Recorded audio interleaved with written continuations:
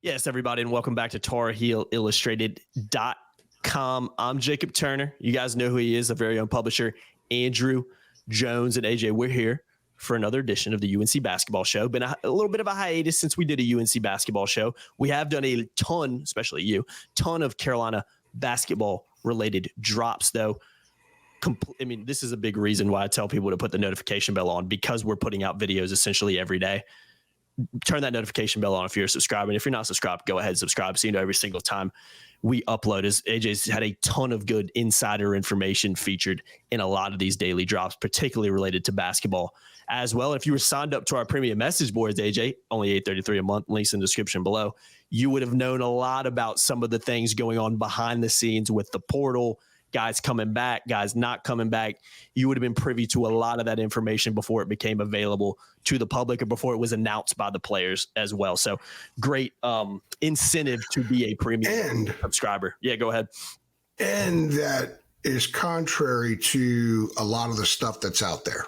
We're going to talk a little bit about that. Yeah. I think. It's mind-boggling. It's mind-boggling really what's out there. It really is. And we were spending about 30 minutes before we even started recording this podcast and the football show. We did go check that one out as well when that one comes out. Talking a lot about some of that stuff and crazy kind of reporting that's gone on with the portal, which is brutal. It's insane, man, to say the least. So AJ, let's start with similar to what we did on the football show. This is gonna be a very similar, shorter podcast on here with this basketball show. I want to start with roster retention.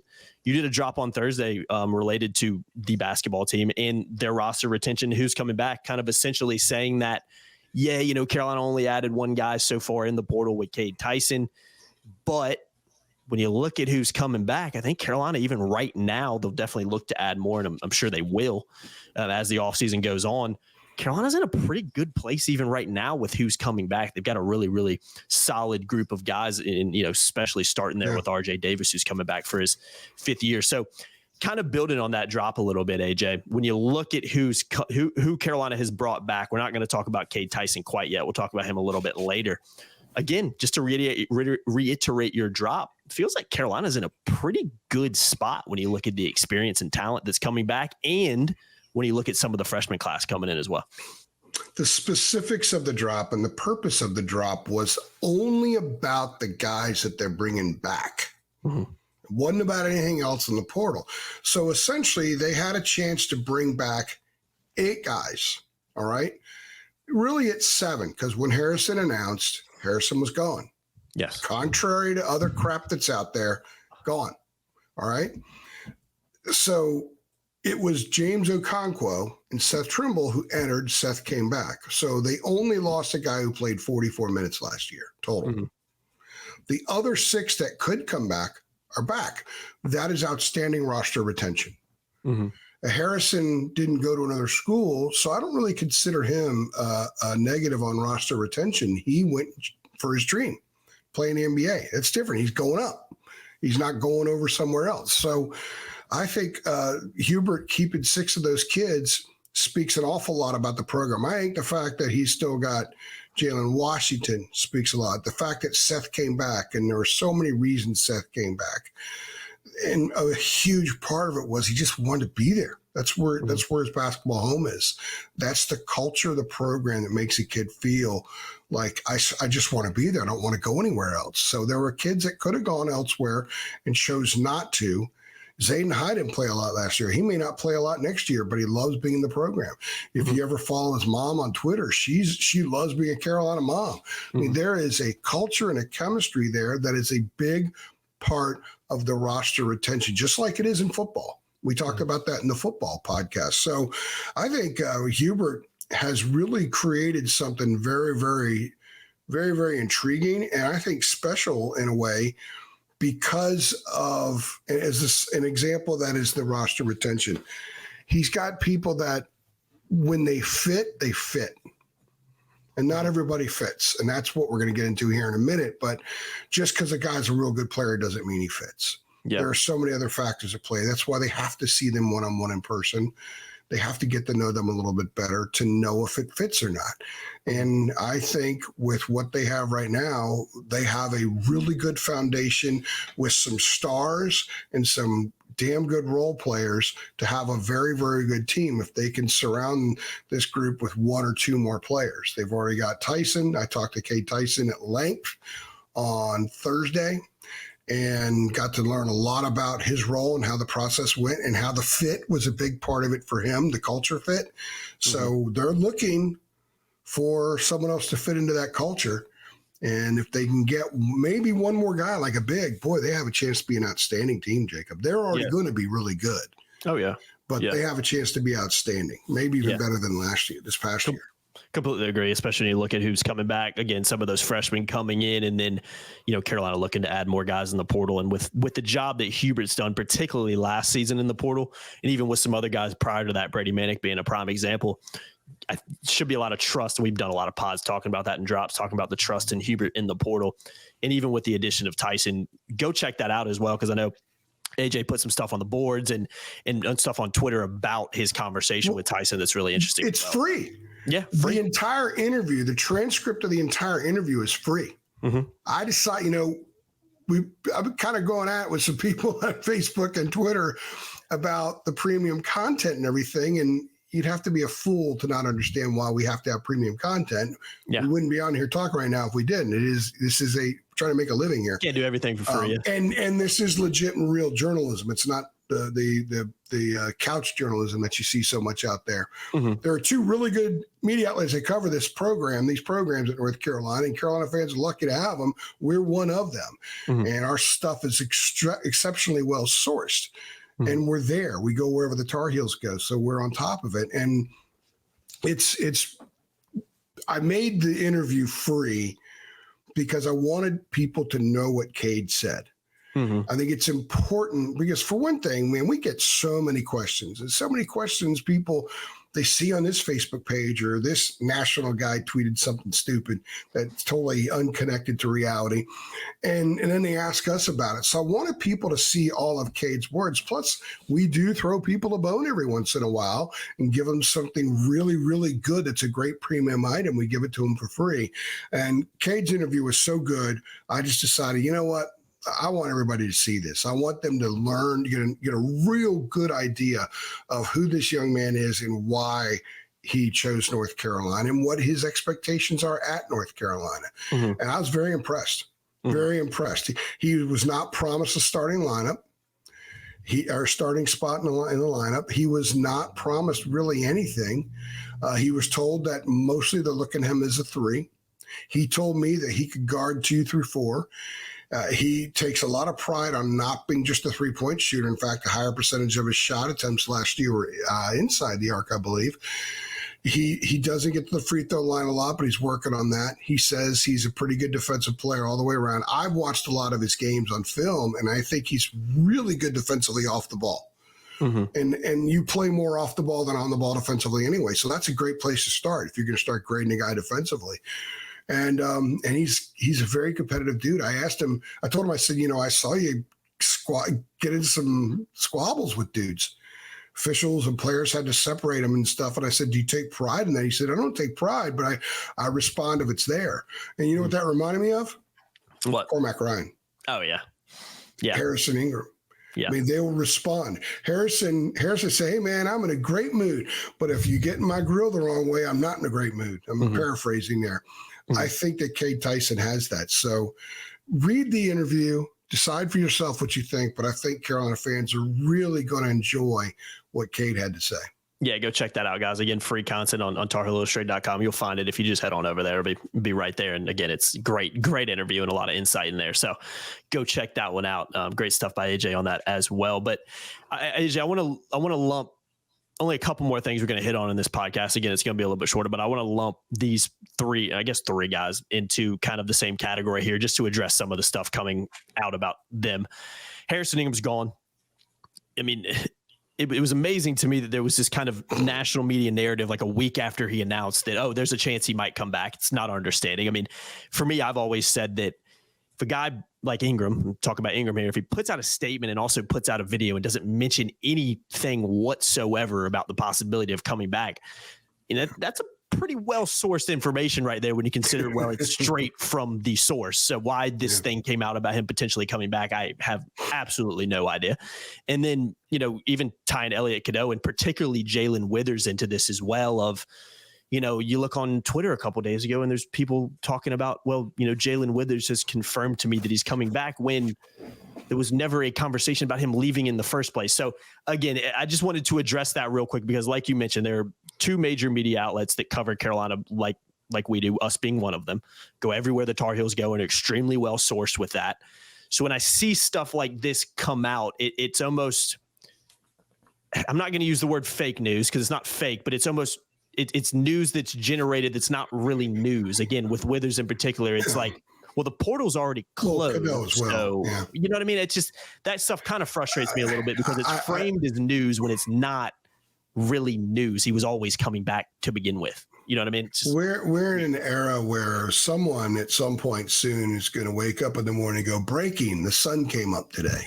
We're not far off that, man. We really are. We're kind of there now. And it's really unfortunate because there are some national people who it's almost as if they're in panic mode if they don't have some news to report every 10 minutes. And they created the Jalen Withers stuff. I don't know. Jalen, that was never a topic on anything we've ever talked about on our boards. Elliot, you knew he was coming back. That was never an issue. I mean, it wasn't like I didn't see any release by Elliot. Did you? No. Just coming back. I mean, you know what I mean? It was frustrating. If you go back and look at everything that we've written and said since the Alabama game, the idea of Elliot and Jalen Withers not coming back has never come up. It's always been their comeback. With Harrison, you're right. He never mentioned it. Kids usually mention it. Well, I'm going to retain my eligibility. Yeah, that one was extremely that kind of thing. So I didn't get that. And then somebody happens to mention it in passing on a podcast, national podcast, and everyone's going crazy. Hey, Harrison might come back. If he does come back, it would be an absolute shock. Yeah. There are no signs pointing to that. There never have been. His dad was looking for agents the day after they lost to Alabama. So, and Harrison's chasing his dream. Good for him. He came to North Carolina, achieved what he wanted to achieve out of it, got himself on the right stage, and now he's trying to parlay that into an NBA career. I imagine it will work for him, and kudos to him for making the most of his 1 year at North Carolina. But people got to get off that stuff. And they've also got to get off the whole portal thing where just because they talk to a guy and the guy goes somewhere else doesn't mean that they were snubbed, number one. Yeah. Because you can't be snubbed by someone you didn't offer. Right? Yeah, that makes sense to me, at least. I don't know about everybody else. But. And I'm not saying they didn't offer all those guys. I'm just saying that you have to have a conversation. We were talking about the culture of the program a few minutes ago.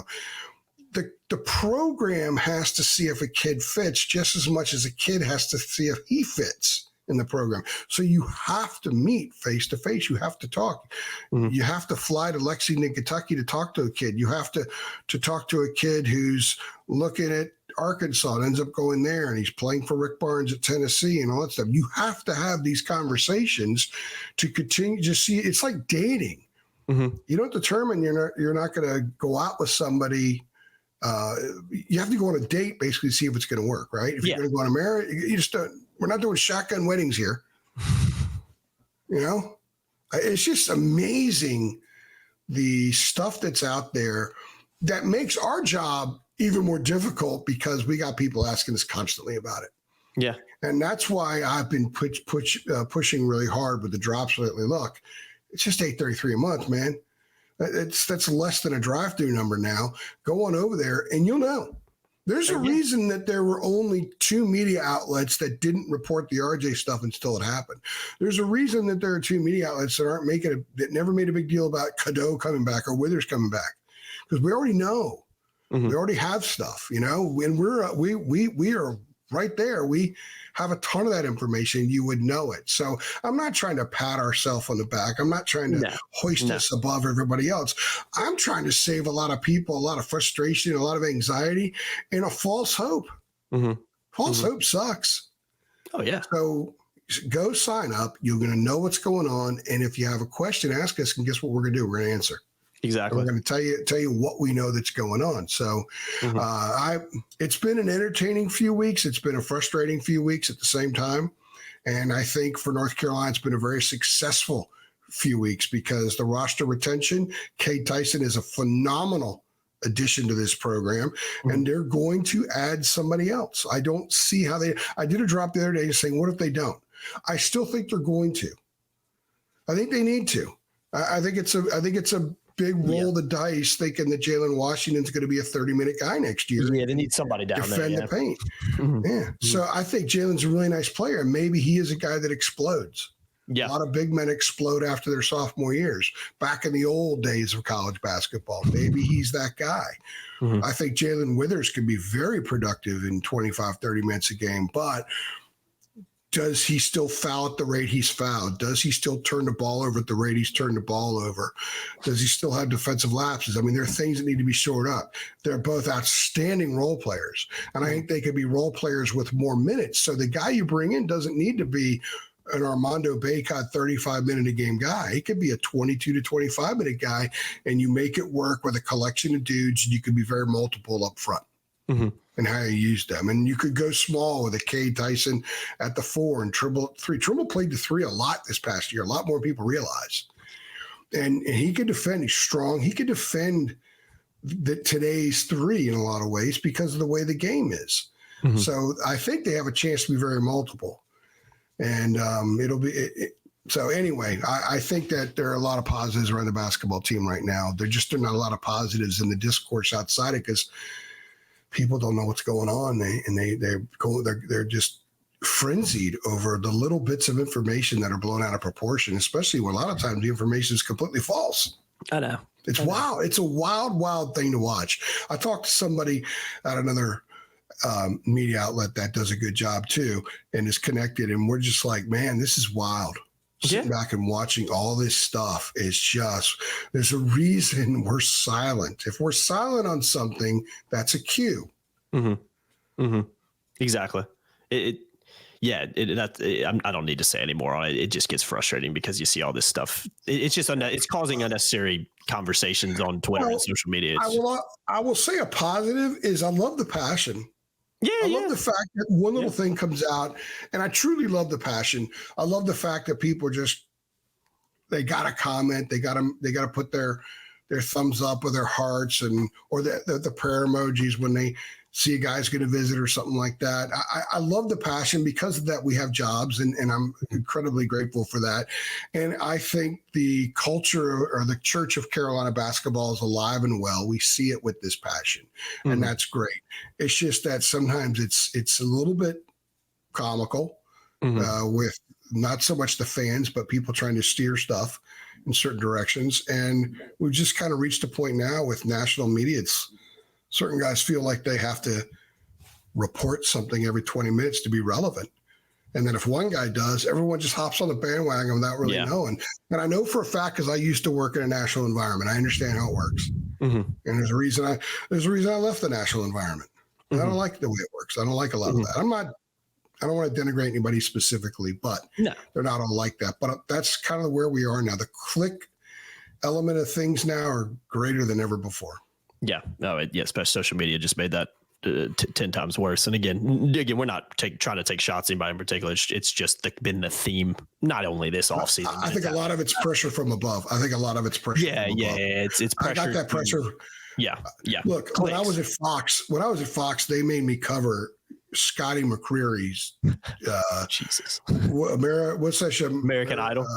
American Idol stuff, because the sports hook was he was a high school pitcher at Garner. I went over to Garner High School twice and talked to his chorus teacher. I did a video interview with his chorus teacher that got like 9 million views or something crazy amazing. Like that. Or my articles did. My Scotty McCreery articles, I never talked to Scotty. The night of American Idol, I think he finished second. His chorus teacher was there, and she's texting me behind the scenes everything, and I ran sort of like almost a chronology of behind the scenes. It got like 12 million views. So, it's about clicks. It's about interaction. And it was about clicks then. And that's what, 11 years ago? Yeah. That was 11 years ago.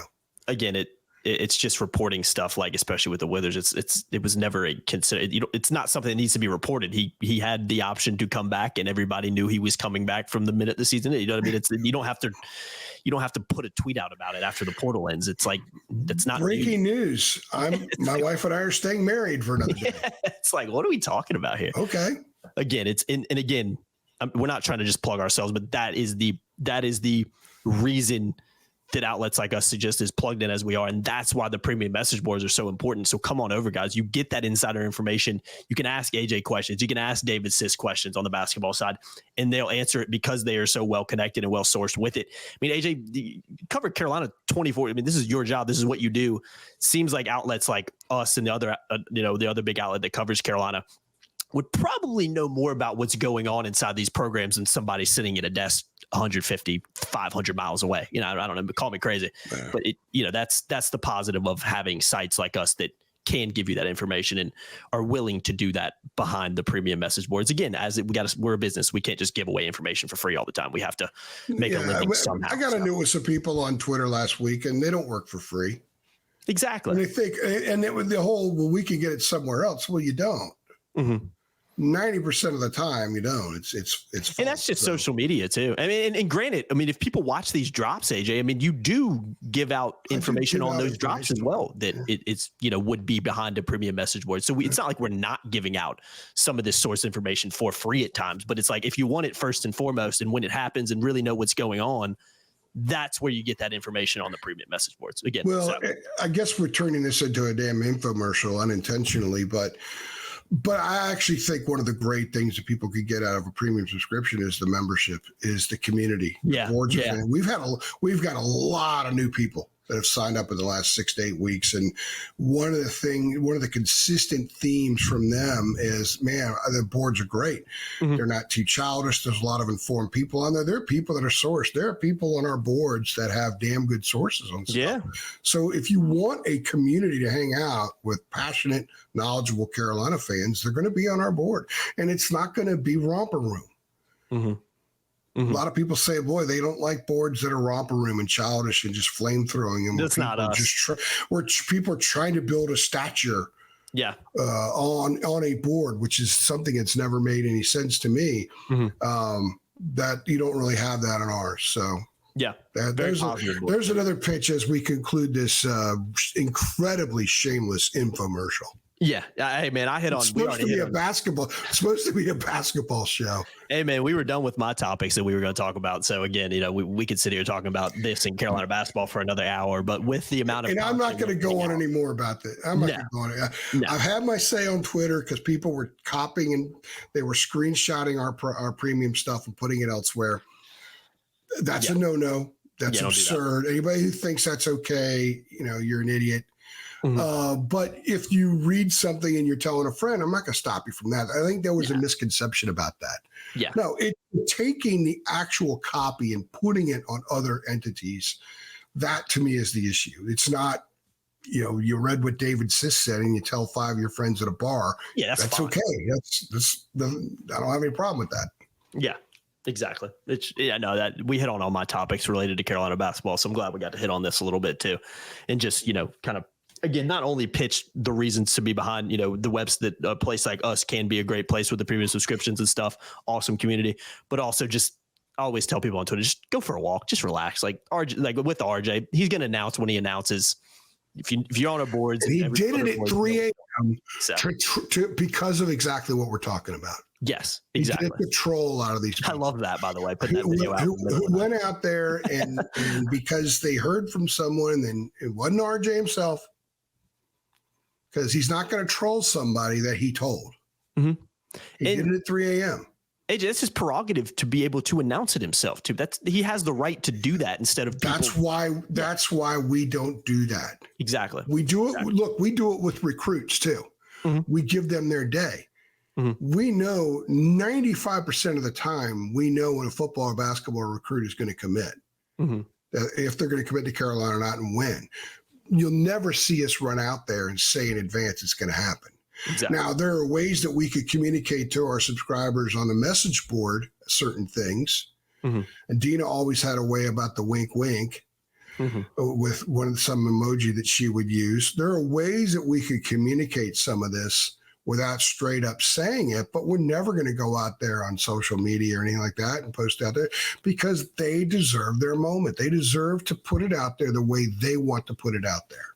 Exactly. And because we let them do that is why we know, and we're always prepared when it happens. Exactly. That's why we have stuff that we roll out immediately. Mm-hmm. Try to do things the right way. And that's just really that's one big thing I've learned from you in my 5 years here. There's a right and a wrong way to do things. And I think, again, not patting ourselves on the back. I'm really not trying to do that. Just, I know it can kind of come off. People are throwing up left, right, and center. There are cars that have pulled over right now and people are hacking out the window, and people that are at work that are in the men's room and it's got all this hacking. Sounds like Caroline's locker room in 2019 when they lost Auburn. Yeah, when everybody had the stomach bug and whatnot. Yeah. I'll never forget that. Yeah, no. I'll never forget that. Great stories with that. Yeah. A lot of shameless plugs in this pod, guys. But again, I feel like it's something we kind of needed to address as me and you on a podcast and talk about a little bit. And again, I already hit on the basketball topics I wanted to hit on anyway. So we were way past that at this point. So again, guys, we appreciate y'all watching as always. We're going to go ahead and head out of here before we get some more people throwing up on the other side of this podcast. I've been Jacob Turner. He's been Andrew Jones. Appreciate you guys as always. Again, if you want to sign up, links in the description below. Make sure you like, make sure you share. Make sure you subscribe. Hit the notification bell, too, so you know when these drops and when these pods come out, particularly during the off season. And, we'll see y'all next time. Thanks.